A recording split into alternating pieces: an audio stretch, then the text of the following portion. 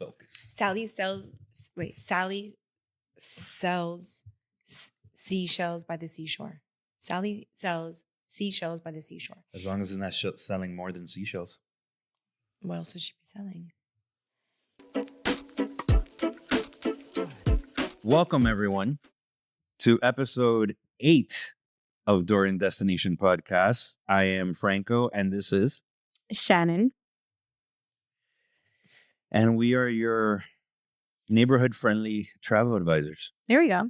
All right. So this is episode 8. Episode 8, and we're going to talk about the myths and truths about certain destinations, which is an interesting one.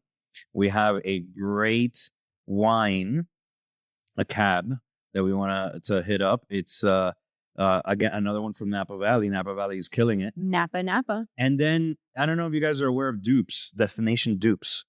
And what that is basically the alternative to certain destinations that you could go to. That are overpopulated. Overpriced, and you could have the same experience. There you go. Let's do it. We have a Dorian Expedition surprise. And let me guess, it's not in my notes? It's not in your notes. Okay. All right, so here we go. Let's start it off. All right, let's do it. Let's bust these myths open. Let's bust them. All right, myth number 1. You ready? Yeah. Paris is always romantic. I think it can always be romantic. The only problem is the 1,000 other million people there who also think it's romantic. It's really overcrowded, but it's so pretty. I agree. I think it can be romantic if you have the right patience and the right frame of mind, but it is very chaotic. It's overcrowded, and it's a little bit gritty. It's gotten a little bit gritty. Yeah, it has, but I think the charm is still there. Yeah. I mean, I'm sure there's different seasons that might be less crowded, but it is beautiful. Yeah, it is. It's one of the most beautiful cities in the world. You can't deny that. But I think, this is what's happening is that and we've mentioned this several episodes. I just feel like the over tourism is becoming a thing. This is why we have segment 3. But do you know in 2023, over 44 million tourists visited Paris? Oh my God. Yeah. So that's again, over tourism, I think could really, really hinder your romanticism of Paris. There's always protest stuff and really? Strikes. They're very laid back. But there's other areas, I think like besides Paris, outside of Paris, there's one of my favorite, Monet. You can go to his house and you can see where he painted all his beautiful water lilies. There's other things to do that's outside of Paris. Yeah, outside of Paris, definitely. Like Mount Saint-Michel, Versailles. What? Versailles, yes. Yeah. Really pretty. Yeah, France is just a gorgeous, gorgeous country, and the French are very, very unique. So, yeah, I love Paris. I love France overall. So I think Paris is great. It's probably like a must-do from everyone to travel, but there is other things to see in France that it's not just Paris. It's funny. I have to say this. I've been to Paris several times, and we had a layover unexpectedly, and we should put this little clip inside here. It was really cute. And I did not realize the impact Paris had. Everyone has this iconic, the Eiffel Tower and what have you. And we got stuck there on Thanksgiving. And we had a day, literally one whole day. Instead of staying in the hotel by the airport, we opted to get a hotel right in the city center. And our little one, mind you, all we had was our plain clothes. We had no suitcases, nothing.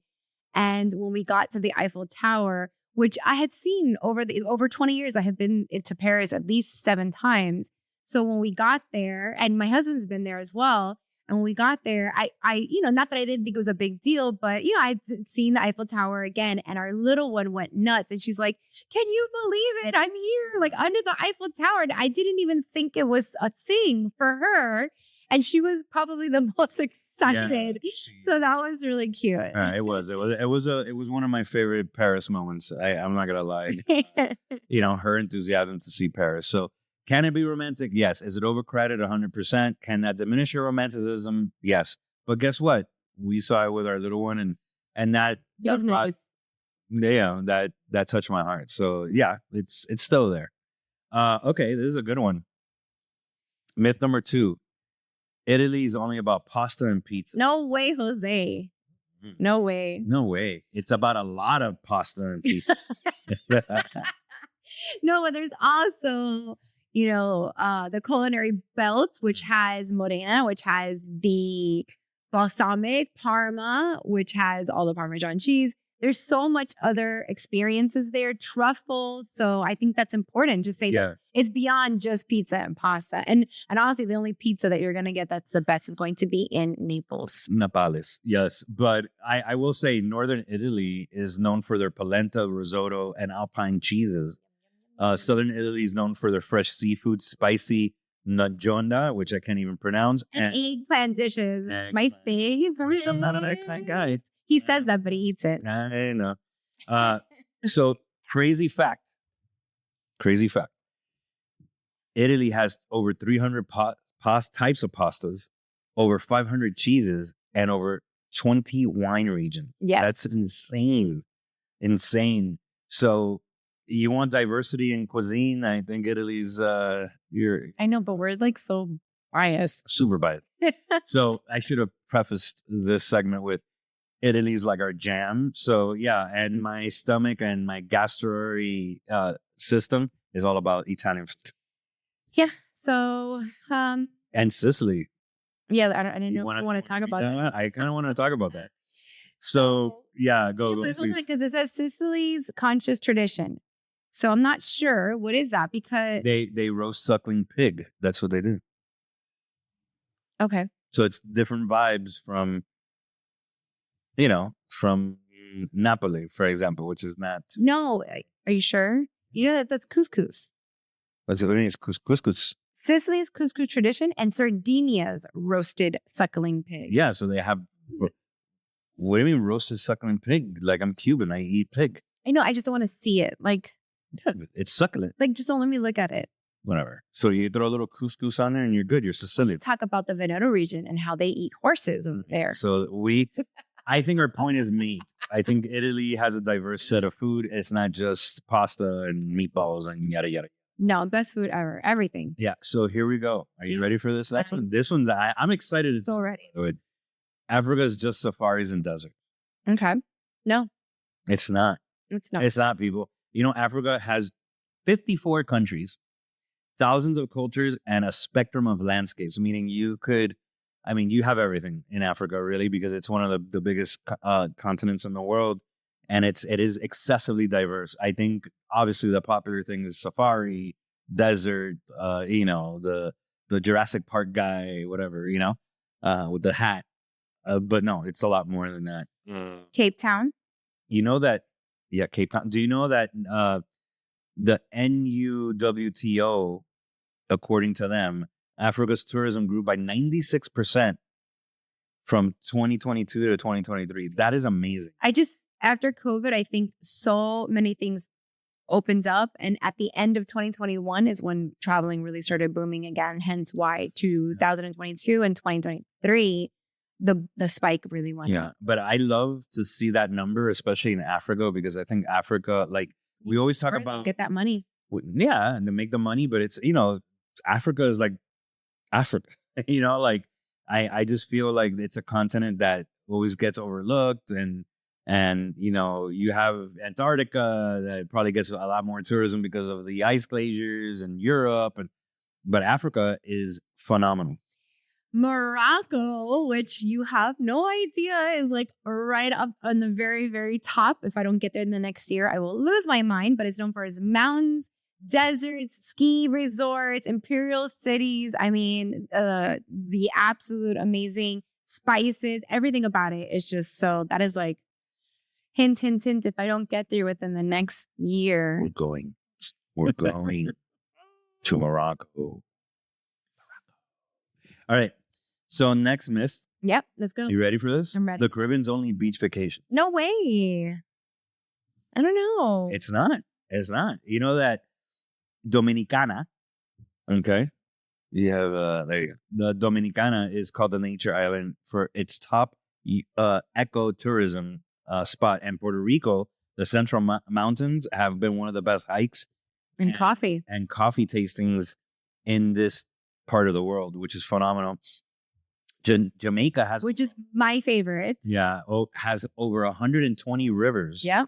Plus reggae culture, obviously, Waterfalls and culinary tours. So, and their coffee's great too. I really want to say that. And I've done many of their rivers where we've gone in the bamboos, like they look like rafts, but they're made out of bamboos. And then you go down the river. And I've done that several different times, which is amazing. They have tons of hiking, waterfalls. Ziplining. Ziplining is pretty big in all those islands down there in the Caribbean. I can totally see that. Yeah. And do you know that UNESCO, right? You do have my notes. Love it. UNESCO reported that the Caribbean heritage tourism, so in other words, it's not beach tourism. It's not like let's go jet ski and whatever, but the actual heritage, the cultures of these islands are surpassing and growing faster than the actual beach tourism. I can see that, which is pretty amazing. Yeah. I think there's again, I think there's like a little tone here, like the African continent and the Caribbean cultures. Like it's a very underrated, exposed travel, and I think that's something that I'm glad that the numbers are spiking. I hear you. Do you? I totally do. You? Because you look like you kind of zoned out there for a second. Is it the wine? Could be. You know what? That's a perfect segue. So what? The wine? To segment 2. Here, you talk about it. I'm going to get the bottle. There we go. Segment 2, people. AvinoDos Cabernet Sauvignon, 2018. Take a look. Put that closer to the... Yeah, just stretch. I don't have Gumby arms. Yeah, you have Gumby arms. Fantastic. Napa Valley, California. It's in the Knoll district. It got a gold medal. It was a gold medal winning in tastings.com, which I understand why. Great pairings with this wine is pot roast, light. Steak, potatoes, beef stew. Yeah, it's definitely a hearty wine. It's hearty, but it's also light. Yeah, it's like you. You're hearty but light. Mm-hmm. Okay. No?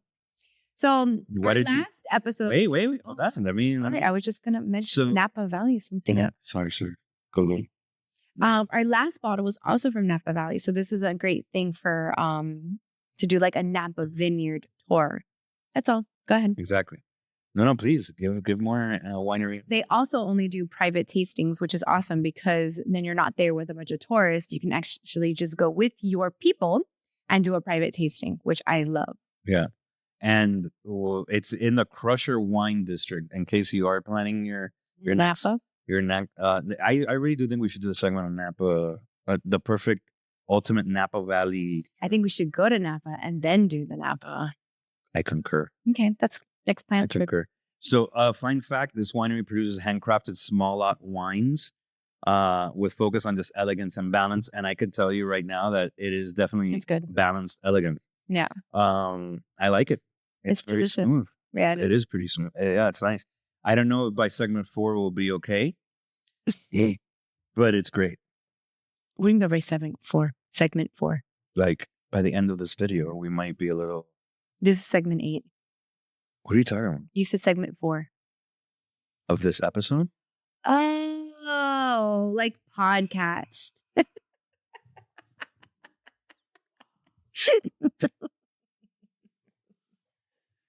Now we're going on to segment 3.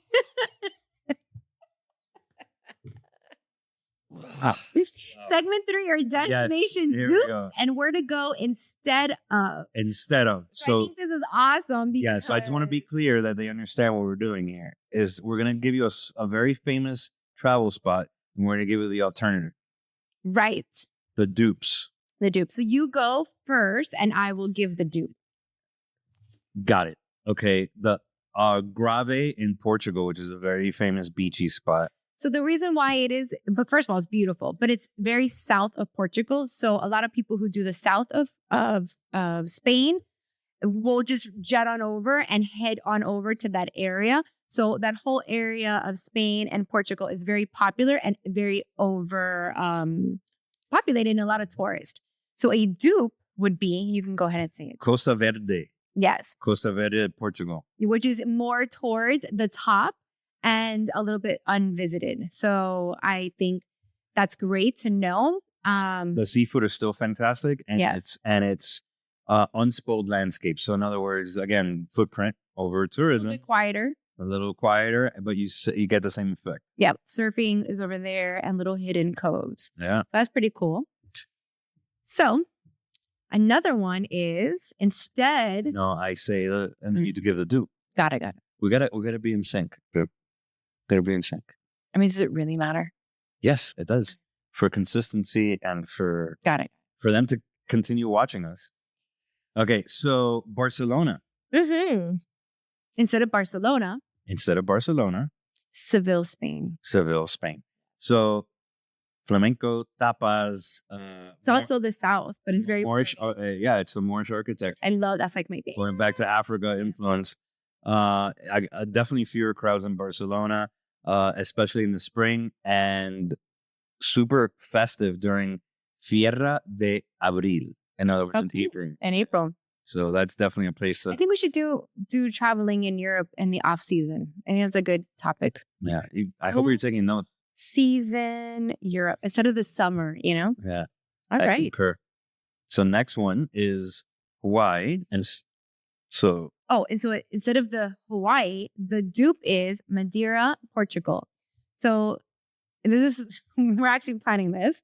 It is an island off of, believe it or not, even though it's part of Portugal, it's an island off of Morocco.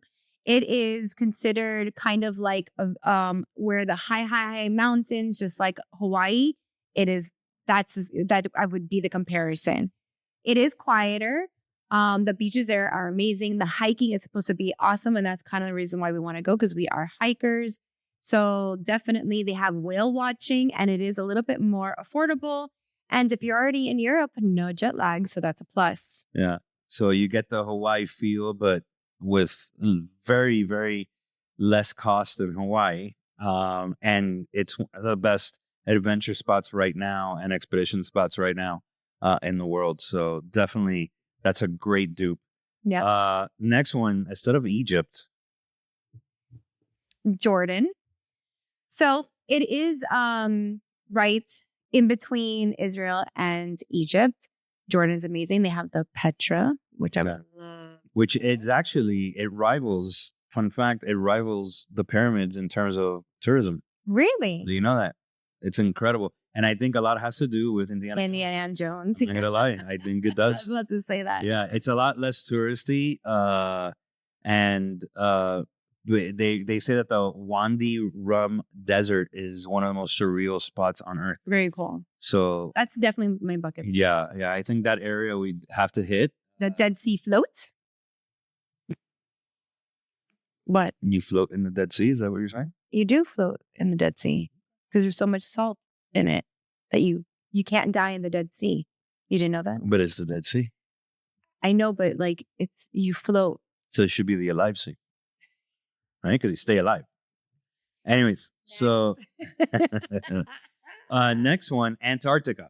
Mm-hmm. Right? Instead of Antarctica. No, but it should be the other way. I don't think anybody really visits Antarctica. I don't know if I really believe that. No, I disagree. I disagree. You know how hard it is to get to Antarctica? I think Antarctica, but the whole thing is instead of for you to get the Antarctica feel, it's more cost effective and easier for you to get to Norway. Svalbard, Norway. Yes. So yeah, I mean they have polar bears. Okay, and it is the Arctic, part of the Arctic Circle.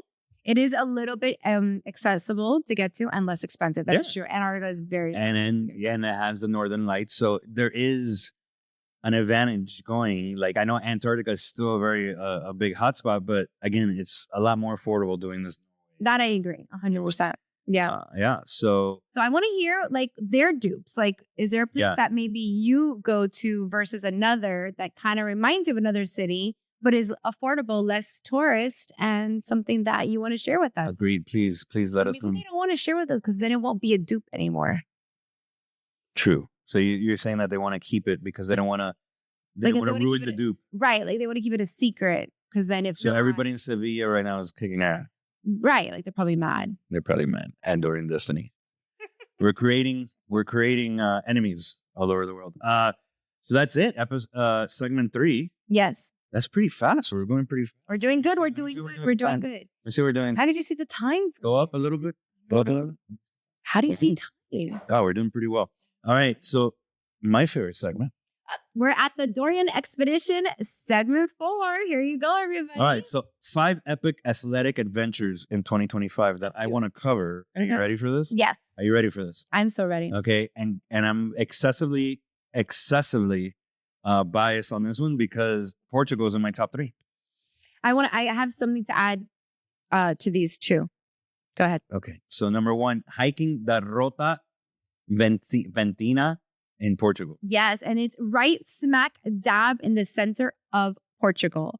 And Portugal is like a sliver. So even though you're right smack dab in the center of the country, you get to see beach and coastal views in your hike. Yeah, which is amazing. It's rugged cliffs, and they have a lot of fishing villages, which is fantastic. Super cool. So the seafood's going to be off the hook. Like the hook is here. It's over here. It's completely off the hook. It's ideal for hikers that want to meet culture, Okay. as they say. All right.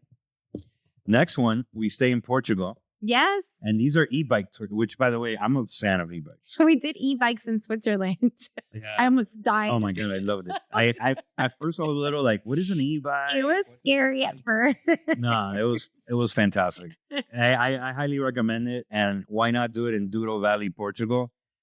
Basically, this is where there's a bunch of vineyards in these hills. You could e-bike through there. You could stop. It's almost like your Napa Valley like wine tour, but in Portugal, which they have phenomenal wines. But you do it in an e-bike, which is great. They say it's less sweat, more sips. I will tell you that I'm just gonna shamelessly plug this in at this moment.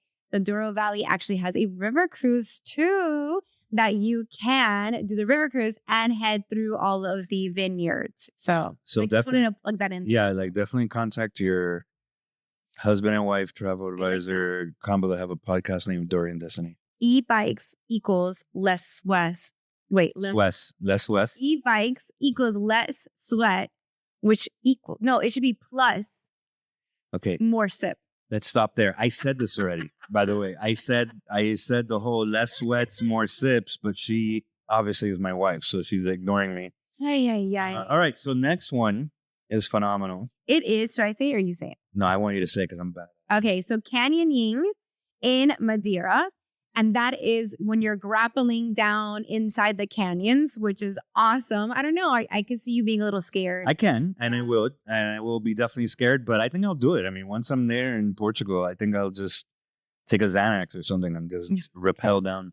And then you get to zip line over the lush canyons. There's crystal clear pools, tropical gorges. We just love all of that because we love all that hiking. Yeah. So I think that's amazing. So that's basically the top 3 right there is Portugal. So again, if you want to do an adventure in Portugal, you know where to find us. We'll definitely set that up for you. But the next one we're going to leave, and again, close to our hearts, another place that we love dearly is trekking the Alta Villa 1, which is a fantastic hike in the Dolomites, in the Italian Dolomites. The Italian Alps. Yeah, basically.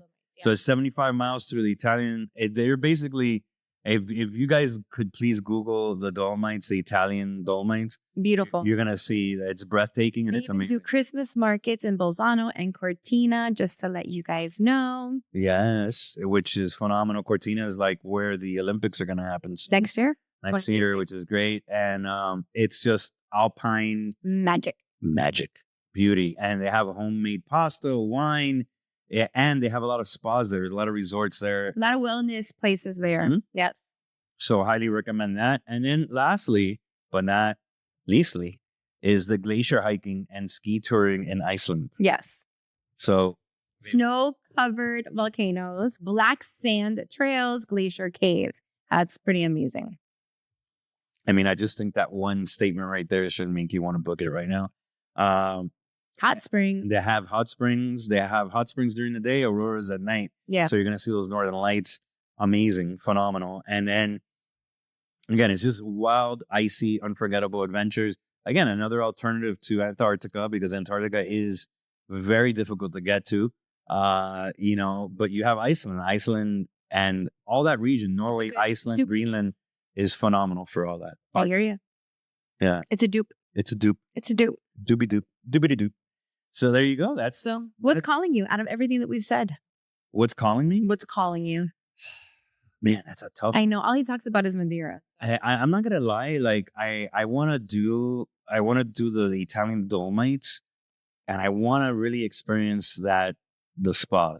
Like I want to. Really? Yes. Even after how much you talk about Madeira? No, Portugal's gonna happen, and I know, but there's something like dear to my heart of like, because I love Italy and I love Italians and I love food and all that, but it's just the Dolomites, the way they look, the way you experience it. It's not crazy hiking, but it's still amazing hiking.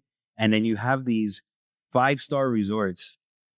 It's almost like Switzerland, like where we could hike and then we go to these resorts, these 5-star resorts where it's about wellness, meaning I'm going to get some of the best spa situations in my life. It's a good balance of hiking and wellness. Okay. So I think that's what's calling me. Yeah. What about you? So yeah, I mean, I think the Dolomites, but I really am. I know you love. Then you've talked about it, but I think I'm ready to go to Madeira. Yeah, right. Yeah, it's amazing, and it's really close to Morocco. That's you see, you're slick. Yeah, you're slick. I told you that we're gonna do Morocco. Okay. So why don't we do this? Why don't we get our hiking crew and go to Madeira? I know, but I think they could leave, and then we go. I know, but I think the next hike we're doing, believe it or not, is the Grand Canyon next year. But we're going from the North Rim down out the South Rim. So I think that's going to be. I mean, you and I could hike. I know, but let's be honest. Like, do you trust just you and I going alone? Yeah, I do, actually. Do you trust us hikes? Whatever. Well, guys, there's episode 8 in the book. Yeah, there you go. Wait, let's transition to the end.